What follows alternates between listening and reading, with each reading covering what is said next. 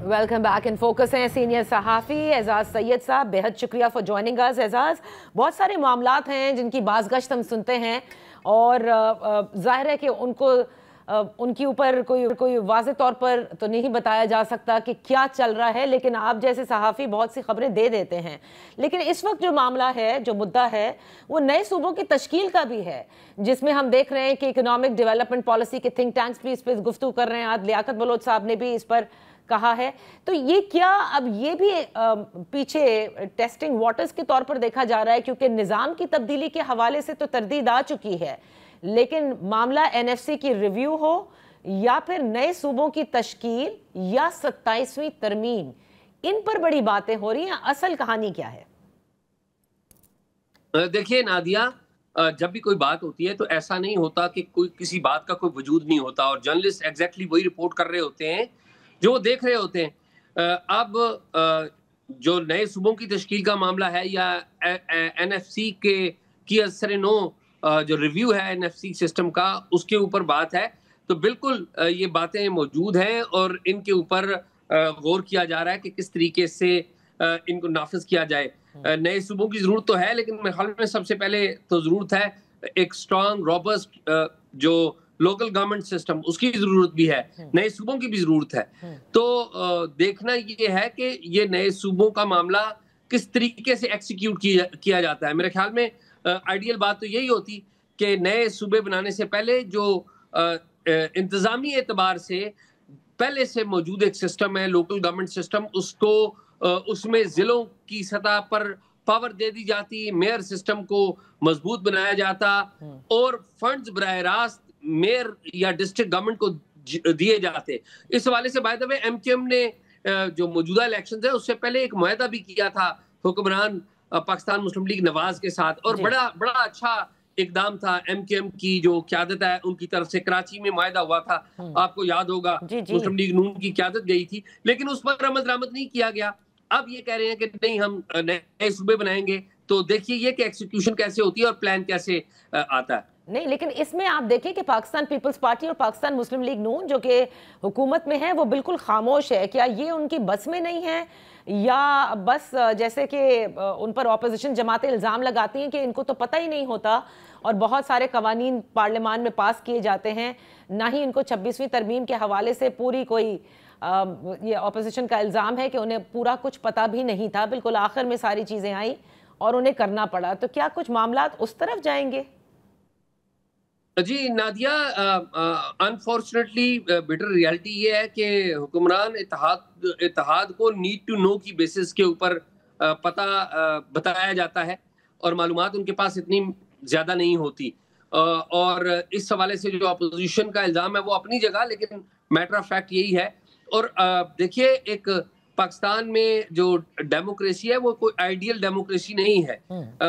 Democracy जो ideal होती है उसमें ये होता है कि कोई कानून साजी जो लाई जानी है उसके लिए पहले जो मसौदा है वो पार्लियामेंट में पेश किया जाता है और उसके ऊपर बड़ी एक ऑब्जेक्टिव बहस होती है, अखबारात में भी, मीडिया के ऊपर भी और पार्लियामेंट के अंदर भी, पार्लियामेंट के अंदर और बाहर दोनों जगहों पर। और फिर उसके बाद सेंस तय करती है गवर्नमेंट और वो कानून फिर आगे जाता है या उसे वापस ले लिया जाता है। लेकिन यहाँ पर जो फैसला साजी है वो चंद महदूद अफराद के हाथ में है जो ये सोचते हैं कि हमने कोई कानून तब्दील करना है, और वो जो कानून है वो पार्लियामेंट में पेश किया जाता है और आमतौर पे पार्लियामेंट की जो हुक्मरान जमात है उसके भी अक्सर अरकान को उस कानून की निटी ग्रिटी का नहीं पता होता। बिल्कुल आपने दुरुस्त कहा और कई तो ऑन रिकॉर्ड ये कह चुके हैं। ये बताइएगा एजाज के जो मामला था, सीनियर सहाफ़ी सुहेल वड़ाइद साहब, उनका कॉलम आया, कॉलम के बाद हमने ये देखा कि उस पर काफ़ी गुफ्तगू हुई मीडिया में और फिर उसके बाद उसकी बाकायदा तरदीद की गई। तरदीद के बाद फिर हमने देखा कि सुहेल वड़ाइद साहब ने एक वजाहत के तौर पर जो मामलात हैं वो भी उन्होंने बयान किए हैं। तो क्या ये मामला थमा नहीं है, क्योंकि जो इत्तलात आ रही थी और आपने भी देखा होगा कि कहीं किसी ने उनके खिलाफ FIA में कंप्लेन भी दी फॉर साइबर क्राइम या पीका एक्ट के तहत, क्योंकि पीका का जो इत्तलाक है वो हमने देखा है कि 4 ख़वातीन सहाफ़ियों पर भी इस कानून के तहत उन पे जो है वो FIR दर्ज की गई है। तो बताइएगा, वड़ाइद साहब का मामला क्या अभी थमा नहीं है? دیکھیے میں تو خود حیران ہوں کہ سہیل وڑائی صاحب ایک سینئر جرنلسٹ ہیں، ان کے ساتھ یہ کام ہونا یہ بڑی افسوسناک بات ہے۔ میں اتفاق سے میں اسی ادارے میں کام کرتا ہوں جہاں پہ سہیل وڑائی صاحب کام کرتے ہیں، گو کہ وہ لاہور میں ہوتے ہیں، میں اسلام آباد میں ہوتا ہوں۔ میں آپ کو آنیسٹلی بات بتا رہا ہوں کہ میں نے آج تک جرنلزم میں اور پرٹیکولرلی جس ادارے میں میں کام کرتا ہوں اس میں سہیل وڑائی جیسا ہمبل آدمی نہیں دیکھا۔ دو بندے، ایک سہیل وڑائی اور دوسرے انصار باسی، ویری ہمبل۔ آپ ان سے کسی بات پہ اختلاف کر سکتے ہیں لیکن ان کی آپ کو پتہ نہیں لگے گا ان سے گفتگو کرتے ہوئے کہ انہوں نے جرنلزم میں ان کا پورا ایک بیک گراؤنڈ ہے، ایک پوری عمر، ہماری عمر جتنا ان کا پورا تجربہ ہے۔ صحیح۔ تو یہ جس طریقے سے ان کی بات کی تردید کی گئی، میرے خیال میں الفاظ کا چناؤ بھی بڑا سخت کیا گیا۔ مجھے نہیں پتا اس کا بیک گراؤنڈ کیا ہے، لیکن میرا نہیں خیال کہ یہ کوئی مناسب بات تھی۔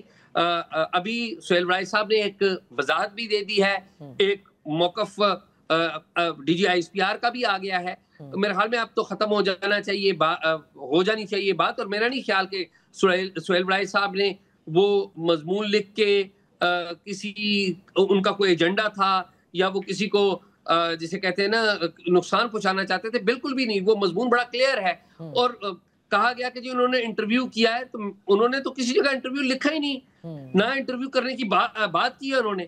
پھر کہا گیا کہ جی دیکھیں انہوں نے ذاتی تشہیر اور ذاتی فائدہ، ایک جرنلسٹ کی ذاتی تشہیر کیا ہوتی ہے یا ذاتی فائدہ کیا ہوتا ہے؟ ذاتی تشہیر اور ذاتی فائدہ محض یہ ہو سکتا ہے کہ ایک چیز کو وہ رپورٹ کریں، اس کے علاوہ کچھ بھی نہیں ہوتا۔ تو میرا یہ خیال ہے کہ ویری سینئر جرنلسٹ، آپ کو ان سے اختلاف ہو سکتا ہے، آپ ان سے ان کے طریقہ کار پر اختلاف کر سکتے ہیں، لیکن آپ ان کے جو ان کا ہمبل سٹائل ہے اور بڑا ایک سافٹ سپوکن انداز جو ان کا ہے، اس سے کبھی آپ اگنور نہیں کر سکتے۔ تو میرا نہیں خیال کہ ان کو اس طرح جس طریقے سے ان کے خلاف ٹرینڈ بنانے کی کوشش کی گئی۔ اور میں نادیہ آپ کو یہ بھی بتاؤں، بعض اوقات ہوتا پتہ کیا ہے، ایک جرنلسٹ ہے وہ تینوں چاروں طرف سے ان دی لائن آف فائر آ جاتا ہے۔ میں مثال کے طور پہ آپ بتاتا ہوں کہ یہ کیا ہوا کہ سہیل وڑائی صاحب نے جو مضمون لکھا، کالم لکھا کہ کیا کہا گیا ہے برسلز کی میٹنگ میں، اس کے اوپر ہمارے جو پی ٹی آئی کے جو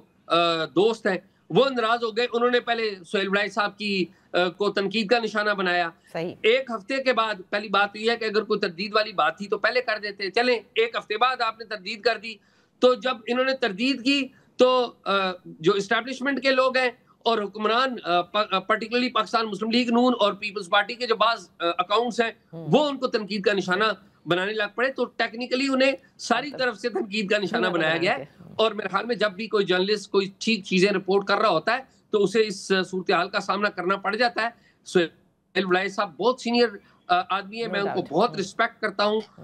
میرا یہ خیال ہے کہ ان کے ساتھ اس طرح کی جو رویہ اختیار کر کے، میرا یہ خیال ہے کہ ایک اچھا کام نہیں کیا گیا۔ لیکن اگین وہی بات جو سہیل صاحب نے بھی کہی اپنے کالم میں کہ تاریخ سب سے بڑا جج ہے، تاریخ فیصلہ کرتی ہے اور تاریخ فیصلہ کرے گی۔ بہت بہت شکریہ اعزاز سید صاحب فار بینگ ود اس آن دا شو۔ اسی کے ساتھ پروگرام کا وقت ختم ہوتا ہے، اجازت دیجیے، اللہ حافظ۔